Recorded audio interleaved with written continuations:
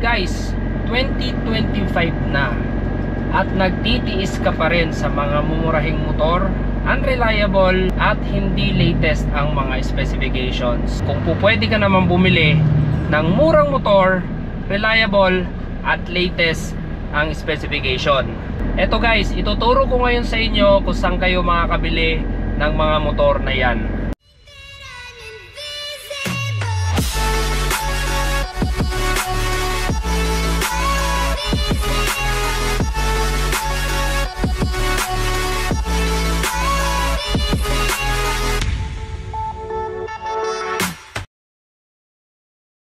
Ito guys, oh, check nyo to. Dito tayo sa bagong branch ng FKM Motorcycle dito sa Cabanatuan City. So malapit lang yan sa may dito tapat ng KFC at sa malaking SM.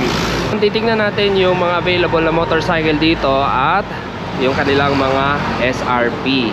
So halos kompleto tayo ng mga bike dito, no? Andito yung ating mga ADV 150 na Ultimate, Standard Plus, Ultimate Plus. Meron tayo yung Slick 400, 3GP, Victorino, Falcon 400X. Meron din tayong CB190R ng Honda. Sila po ang nag-distribute or resell nito. At meron pa rin naman tayong mga Venture 150 na Ultimate, yung hindi Plus, ano. Sila yung mga naka-mugs pa rin. Yung mga bago kasi ngayon, mga naka-spoke rims na. And then meron tayong LTS 125 at saka Slick 150. So tignan natin magkano nga ba yung mga SRP ng mga motorcycle ni FKM. So unahin natin si ADV 150 na standard. So si ADV Venture 150 standard ay may SRP na 143,000. At si Ultimate Plus naman ay merong SRP na 168,000. So para malaman ninyo kung alin yung standard sa Ultimate is meron ng dashcam, meron na rin siyang traction control, meron na rin itong idling stop, ayan. Merong traction control, ABS, at naka TFT display na ito compare kay standard na naka digital. So para naman sa kanilang mga expressway legal, meron tayong scooter dito at meron tayong manual tranny na Falcon 400X.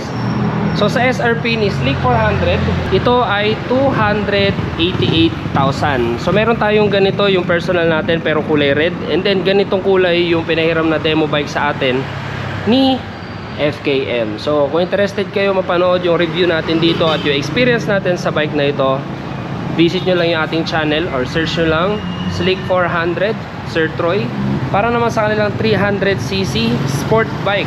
So ito yung 3GP na modified. Sa modified natin na 3GP, merong kasi itong handguard dito, no? And then naka-carbon siya at ito lang yung nag-iisang kulay na available sa modified 3GP natin. Pero meron din naman tayong standard. So ito wala lang siyang handguard, tapos hindi naka-carbon yung likod. And then yun lang sa kulay, ano. Dito kasi meron tayong black at white.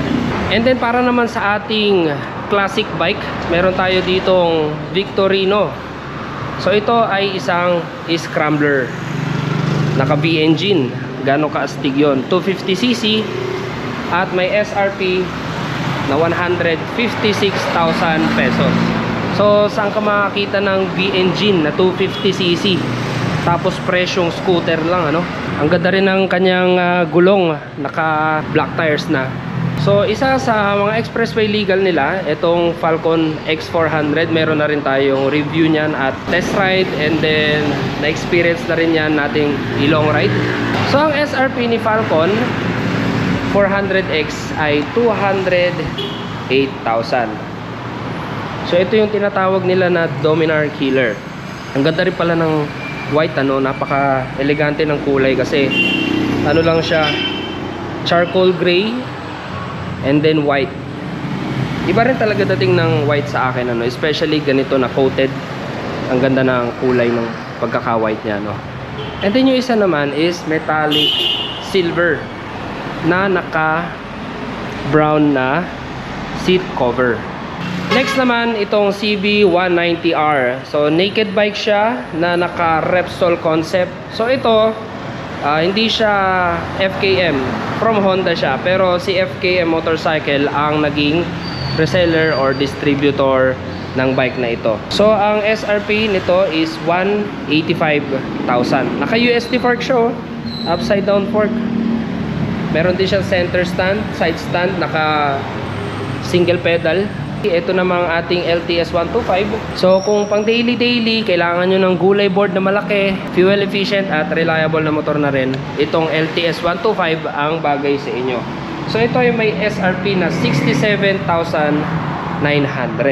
Ang ganda na rin ng kulay niya, no? Ang ganda ng mukha, ang aggressive, parang ang talim-talim ng kanyang design. And then meron tayong Slick 150, smaller version ng mga Slick natin.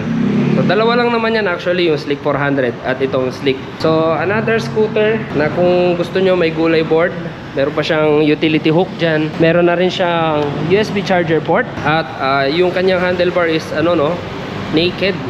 Top box ready na rin pala itong Slick 150 natin. At ang ganda ng kulay niya. Yung red na ganito, yan yung kulay ng isa sa Slick 400 nila. So SRP ng ating Slick 150, 123,000 pesos. So di ko lang sure kung nabanggit ko na yung ating pero meron kasi tayong Ultimate dito na hindi plus. Ito naman ay 166,000. Ito ay hindi nakamags kasi yung plus naman na Ultimate ay 168,000. Ito ay 166 Meron lang silang difference na 2,000. Kaya yung mga nakabili, like ako, nakabili ako ng standard na Venture 150. 2,000 difference lang. Sayang. Dahil pag binili nyo ng separate yung mags at ipapalit nyo rito, 20,000 yung presyo ng spoke rims. Kaya sa mga hindi pa nakakabili ng ADB Venture 150, 2,000 lang ang difference from original price. Available yan sa standard at saka sa Ultimate. Okay, so dito naman sa kabila, ayan, andito rin yung ating may mga Ultimate, another color ng Slick 150, CB190. And then huli sa mga naka-display nila dito is itong kanilang classic scooter na Labi 150. So si Labi 150 ay may SRP na 86,900. So palaban na rin itong bike na ito dahil naka-disc brake na parehas ito. Ang ganda rin ng design niya. So kung gusto nyo ng scooter na pamorma, pang tambay-tambay, ganyan, cutie pie, ayan, itong si Labi 150 na ang para sa inyo. Ayan. So halos kumpleto na sila, isang bike lang ang wala dito sa ating Cabanatuan branch, yung ating ADB 180. So si ADB 180, banggitin ko na lang din yung presyo ng ating ADB 180. So si Venture ADB 180 ay may SRP na 178,000. At ganito po ang itsura ng ating ADB 180. So aside sa ating Venture ADB 180 na wala dito, meron din silang mga hindi naka-display dito, gawa ng nakuha na kasi, yung Pyro 175. Meron din tayong Red X 125. And kapag kayo ay nag-purchase ng motorcycle dito, meron din silang pa-freebies na mga product galing SEC. So for example, si Slick 400 natin, kapag nag-purchase kayo nito, meron kayong 65 liter na top box at saka half face helmet from SEC. At para naman sa ating mga small cc na scooter, meron tayong 45 liter na top box at full face helmet. Sa atin namang mga scrambler like Victorino 250 at saka sa 3GP, meron kayong half face helmet. So ito po yung mga pa-freebies na yun. Sa ngayon, ang nakikita nyo lang dito ay 45 liter top box, full face at saka I think half face ito. Full face din. Ayan. So makakapamili naman kayo, depende sa available at naka-display dito, So meron din silang stock nung 65 liter top box, kagaya nung bumili tayo ng Slick 400 sa planta. Yon, ganon, malaki yun. So I think yan lang ating vlog para dito sa FKM Cabanatuan branch. Ayan. So once again, nasa tapat lang ito ng KFC at malapit lang ito sa SM na malaki or SM Cabanatuan. So tabi lang ito nung Villa Benita Subdivision. Kaya kung ako sa inyo guys, huwag na kayong magtiyaga sa mga super affordable na pagawain lang ng mga motorcycle, ano, na kung pwede naman na affordable, reliable at latest ang mga specifications. Ayun, so kung gusto nyo ng mga ganitong vlog, mga motorcycle reviews, price updates, subscribe lang kayo sa ating channel at huwag nyo kalimutang i-click ang bell notification para updated kayo pag may bago tayong video. Ride safe and see you on my next one.